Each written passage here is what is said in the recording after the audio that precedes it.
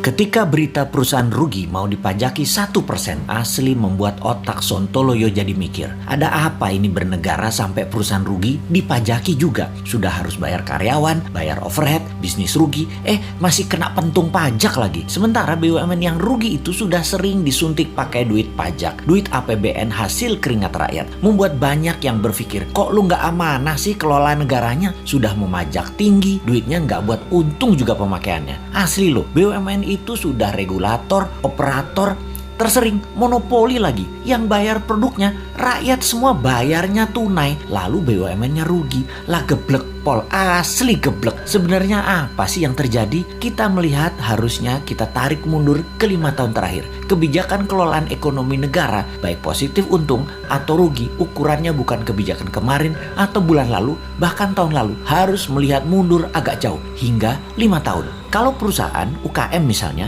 bisa terlihat langsung sebuah kebijakan bulan lalu membuat perusahaan untung atau perusahaan rugi. Bisa langsung terlihat. Keadaan ekonomi negara saat ini kita melihat faktanya adalah uang kering. Faktanya adalah uang yang beredar hanya 44% dari PDB. Banyak orang menahan uangnya untuk tidak muter. Ini sudah kejadian lama. Melambat dan melambat. Ekonomi turun karena keringnya uang beredar. Kita bandingkan dengan negara lain. Jepang saat ini uang beredarnya 120% dari PDB. Tiongkok 250% dari PDB. Amerika 200% dari PDB. Gini deh, kita kasih info tambahan lagi. Di Tiongkok yang transaksinya pakai non tunai itu 2 kali PDB Tiongkok yang 13.000 billion dolar. Sebanyak 26.000 billion dolar transaksi non cashnya. Indonesia hanya 6% dari PDB yang 1.000 billion tersebut. Hanya 60 billion. Langit dan dasar bumi perbandingannya. Gitulah kira-kira kita membandingkannya. Kemudian pajak mau naik 5%. Ada tax amnesty jilid 2 lagi rencananya.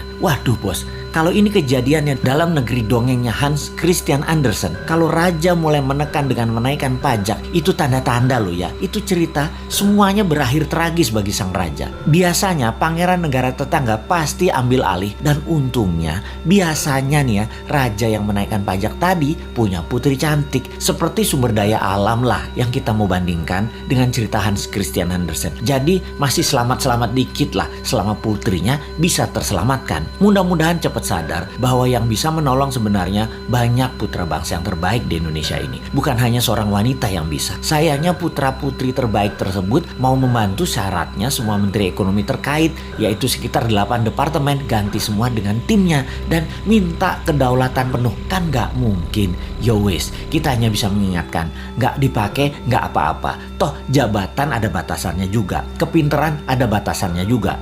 Tapi bener deh bos, kalau kebodohan mah gak ada batasnya. Kembali ke pajak. Ini yang buat nyesek kebijakan keuangannya dengan menaikkan pajak tinggi dan menekan. Kalian itu wahai pejabat tidak ikut membuat kaya rakyat, malah majekin. Kebijakan pejabat harusnya membuat makmur rakyat. Begini ilustrasinya. Kalau rakyat dapat 100, dipajaki 10, oke lah. Lalu sekarang dipajaki mau 12% atau 15%. Sementara pendapatan turun hanya jadi 80. Ya teriaklah rakyat. Bener deh.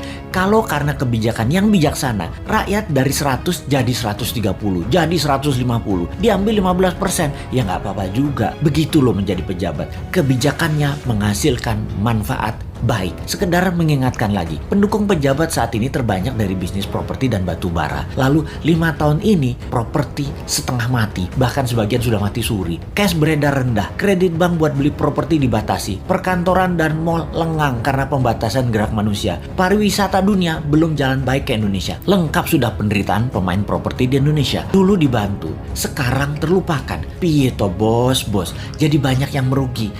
Kena pajak 1% lagi. Mampus dah. Wes 2024 gak usah dipilih semua calon-calon dari pejabat sekarang deh. Pasti sama lagi kebijakannya. Cari yang baru. Masa gak ada berlian di antara 270 juta penduduk Indonesia selain mereka sih?